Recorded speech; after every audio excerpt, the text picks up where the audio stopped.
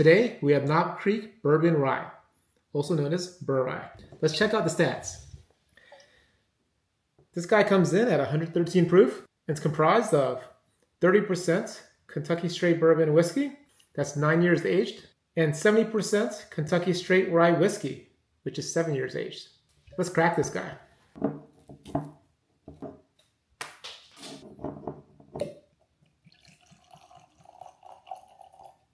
Let's take it on the nose.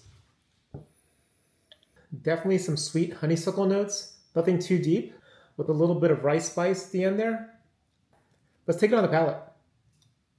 This one's definitely fruit forward when it hits the palate, coats the tongue with medium viscosity, transitions to some decent rye spice, and finishes off with a really nice oaky sweetness. At $49.99, I think this is an excellent buy. Happy hunting, guys. Cheers.